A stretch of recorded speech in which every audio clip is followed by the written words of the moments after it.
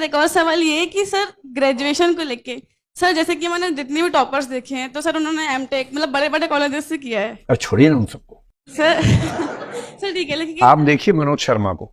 जी sir.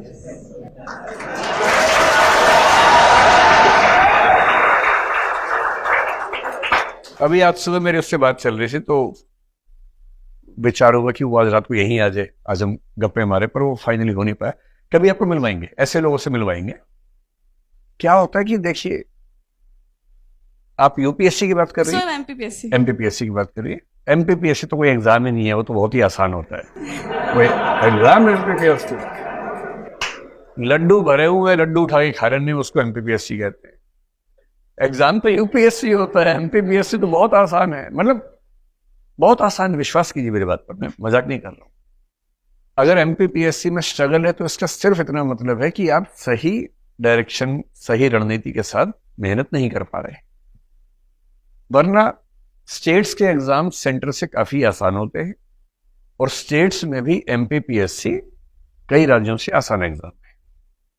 मेरा कई राज्यों में ठीक ठाक दखल रहता है परीक्षा पद्धतियों को समझने में, तो मैं बहुत सोच समझ के बात कह रहा हूं।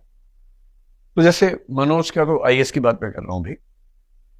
आपने कहा कि किसी का एमटेक है, किसी का बीटेक है, कोई आईआईटी से है, ठीक है, वो लोग भी हैं। सिविल सर्विसेज की यही तो ब्यूटी है।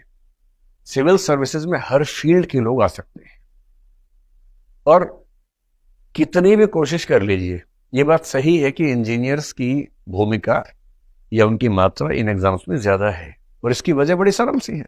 इसमें यह नहीं सोचने की भेदभाव हो गया है, वरना हम लोग तुरंत आरोप लगाए थे कि भेदभाव हो गया है क्योंकि इंजीनियर ज्यादा है। इसके पीछे का तर्क भी तो है। जनरली हमारे स्कूलों में जो 12वीं क्लास में सबसे ज्यादा तेज है पढ़ने वाले बच्चे, जनरली वो इंजीनियरिंग में जाते हैं। यही तो होता है। तो 11वीं 12वीं तक जो बच्चे पढ़ने में सबसे अच्छे थे, टॉपर्स थे, उनमें से 10 में से 6-7 इंजीनियर ही बन गए, 1-2 डॉक्टर बन गए। ह्यूमैनिटीज में कम जाते हैं, कॉमर्स में कम जाते हैं। 3 या 4 साल की ग्रेजुएशन में ऐसा तो है नहीं कि जीन्स बदल जाएंगे। डीएनए वही है, जीन्स वही है। इंजीनियरिंग करके फिर वो आईएएस एग्जाम देने लगे, मान लीजिए। आर्ट्स के बाद भी लोग आईएएस एग्जाम दे रहे हैं। पर क्योंकि पहले जो स्कूल में सबसे ज्यादा पढ़ने वाले बच्चे थे इंजीनियर बन गए थे, वो अब भी पढ़ रहे हैं। इंजीनियर टॉप कर गए ऐसा नहीं है। दरअसल वो बच्चे जो स्कूल लाइफ से ही बहुत पढ़ रहे थे, जो संयोग से इंजीनियर भी बने बीच में, वो टॉप कर गए क्योंकि वो बचपन से टॉप कर रहे थे। तो ये इतनी आश्चर्य की बात नहीं।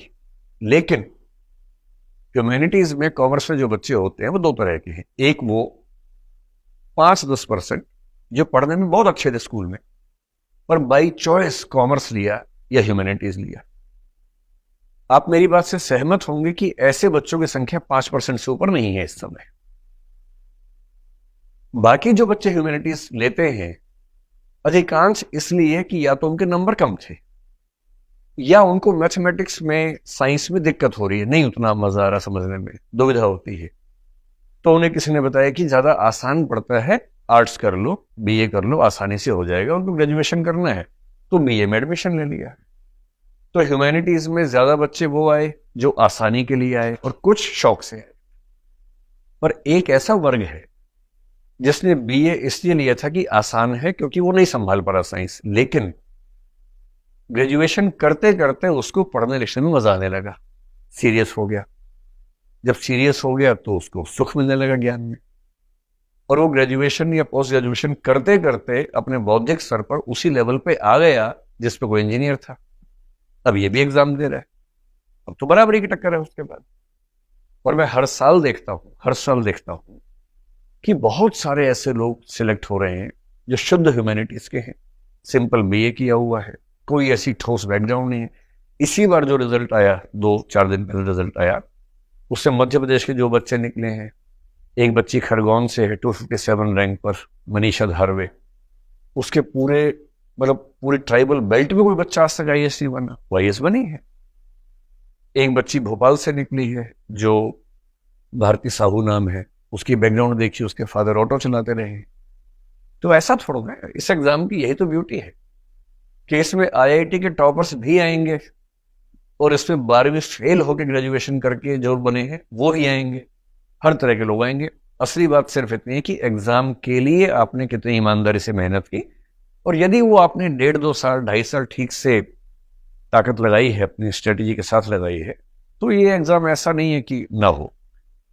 मैं बहुत खुल के ये बात कह रहा हूं, इसलिए नहीं कि आप मोटिवेट होकर इस एग्जाम की तैयारी करें, आप तो पहले से कर ही रही हैं। आईएएस का एग्जाम मुश्किल नहीं है यदि आप सामान्य बुद्धिमत्ता के स्तर पे हैं और मेहनत करने को तैयार हैं। और एमपीपीएससी का एग्जाम आईएएस की तुलना में बेहद आसान है, बशर्ते स्ट्रेटजी ठीक हो, मुश्किल नहीं।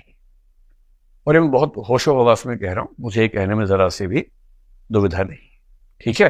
तो आईआईटी वाला कोई मिले कि मैंने तो आईआईटी से बीटेक किया, एमटेक किया, तुमने क्या किया? सर मैंने तो सर ये अटल बिहारी कॉलेज है सर, यहीं पास पे ही है सर, हाँ। वहां से डिग्री करी है।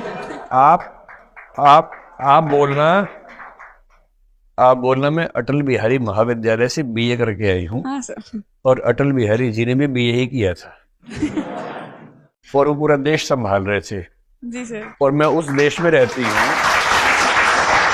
और सीधी सी बात है, जब देश का प्रधानमंत्री बिना बीटेक एमटेक की इतना देश संभाल सकता है, तो मैं जिला नहीं संभाल सकती? जी सर। ऐसी कौन सी खास बात है? तो डरना नहीं है किसी से, खौफ में तो रहना ही नहीं। कोई आपको डराए ना कि मैंने एमटेक किया है, अब बोलो बधाई हो, मैंने एमए किया है, तो क्या फर्क पड़ता है? जी सर। है ना, डरना नहीं, मस्त रहना है। चलिए।